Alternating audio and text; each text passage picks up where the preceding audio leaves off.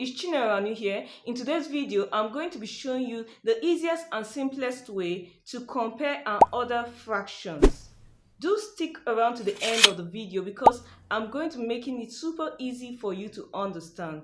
Without wasting your time, let's get into the classroom. When you talk about comparing and ordering fractions, what you simply want to achieve is to be able to tell which fraction is bigger than the other or which is less than the other, so that you'll be able to arrange it from the smallest to the biggest or from the biggest to the smallest.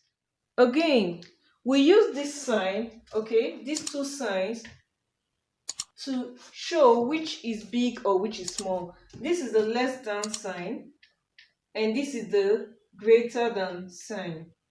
This is greater than, okay? So how do you go about ordering fractions from the lowest to the highest?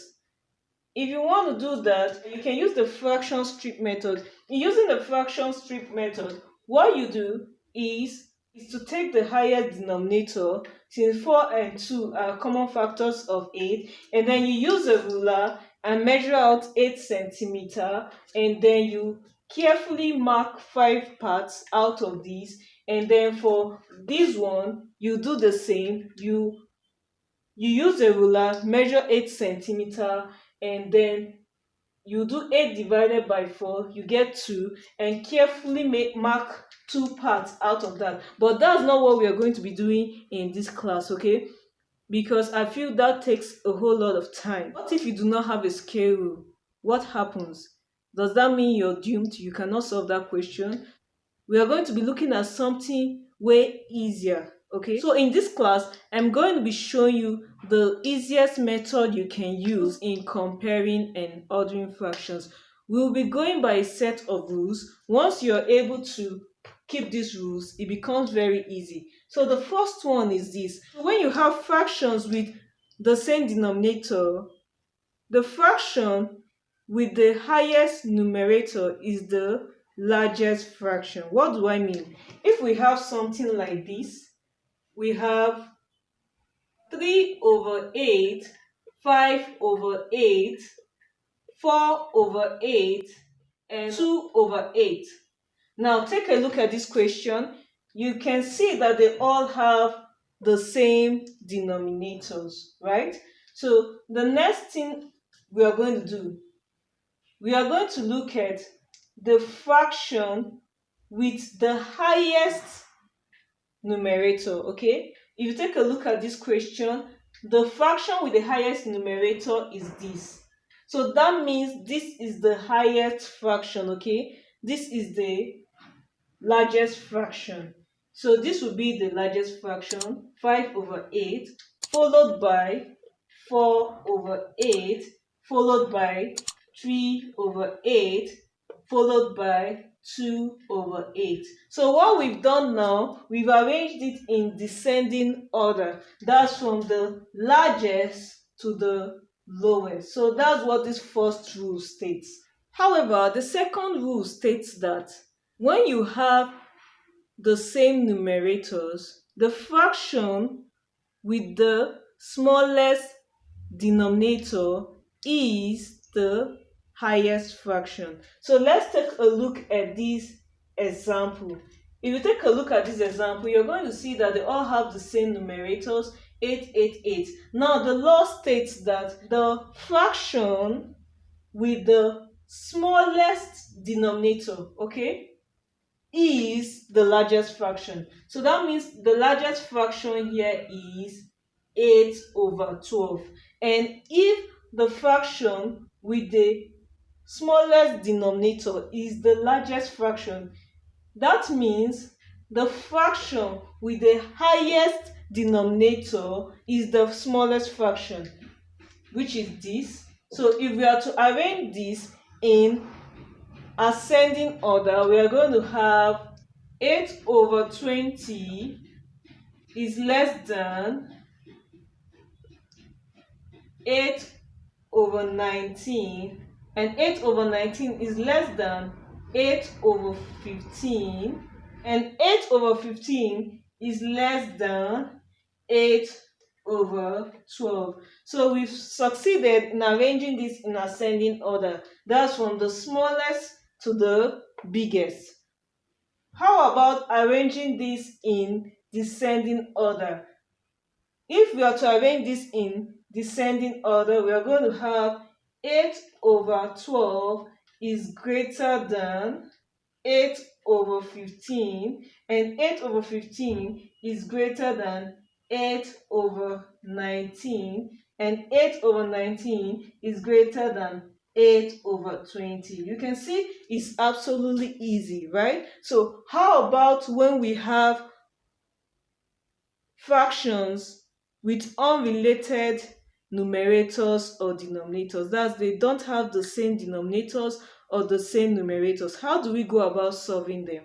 Okay, in solving fractions with unrelated numerators and denominators, like in this example, what we simply do is to find the LCM. Okay, we find the LCM. By the time we find the LCM of 4, 2, and 8, let's quickly do that. We have 4, 2, and 8. We have 2 here. We have 2, 1, and 4. We have 2, 1, 1, 2, and we have 2, 1, 1, 1. So our LCM is what? 8. Okay.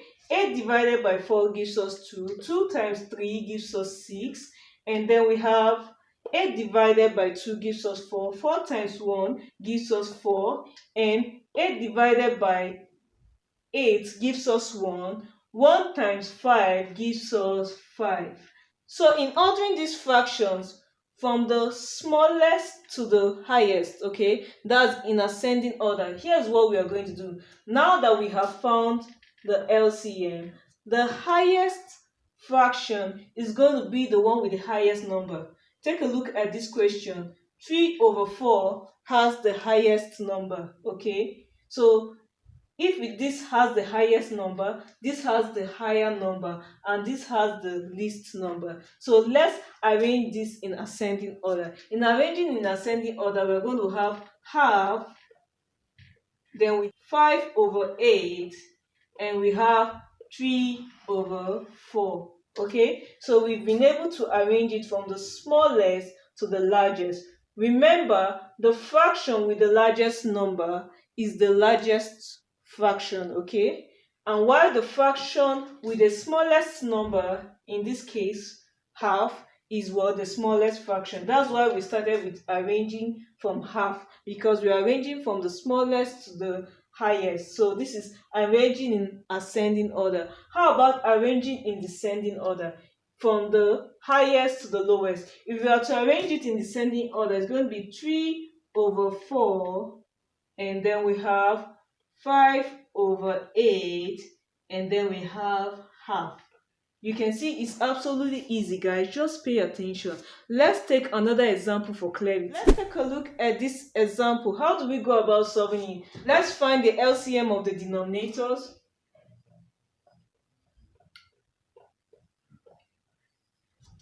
So we have 2 here. We have 3, 2, 7, 4, and 5. We still have 2.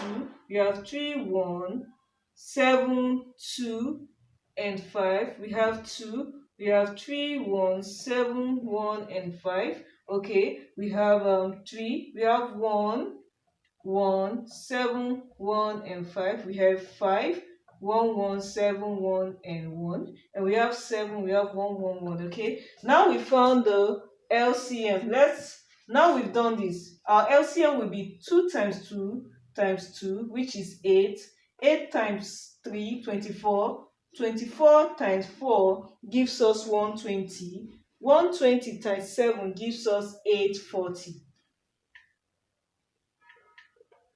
So the next thing we are going to do, we are going to say 840 divided by 3.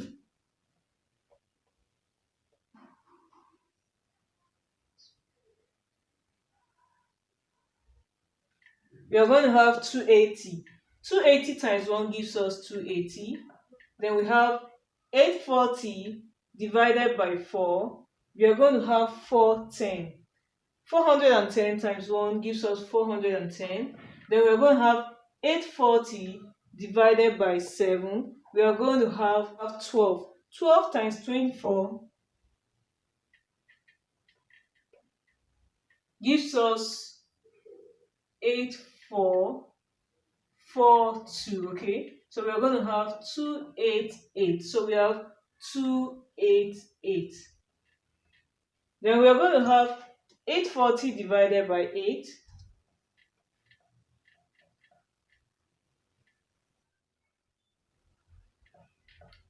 So 840 divided by 8, we are going to have 105. Now 105 times 3 is going to give us, this is 1, this is going to be 3, 315. Then we have 840 divided by 5.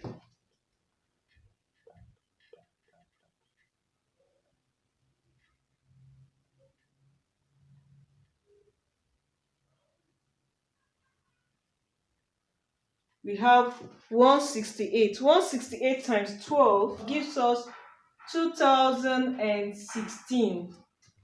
Now we've gotten this, let's try arranging it in ascending order. So to arrange it in ascending order, let's start by identifying the lowest fraction. Now the lowest fraction is the one with the lowest number, okay? So let's check for that. 1/3 has the lowest number, okay? So that is the first number we are going to have. We are going to write 1/3. Now what's the next one? It's going to be 24/7. That's the next one. And then the next one is going to be 3/8. And then the next one is going to be 1/4. And the next one is going to be 12/5. Okay, we've done this in ascending order. How about arranging in descending order? From the largest to the smallest. What we are simply going to have, we are going to start with 12/5 because it has the largest number. So we are going to have 12/5, and we're going to have 1/4, and we're going to have 3/8, and we're going to have 24/7, and we are going to have 1/3. You can see that it's absolutely easy, guys. All you need to do is to practice more, pick up that textbook, take that online test, and try out examples on comparing and ordering fraction so that you can know how well you've understood this lesson. So this is it on comparing and ordering fraction. If you got value from this video, give me a thumbs up. Would you love to see more videos like this? Hit that subscribe button if you've not. Turn on the notification bell so that you can be notified whenever I upload videos like this. Share with friends and loved ones. And don't you forget, math can be easy. I love to see you in the next video. Thanks for watching.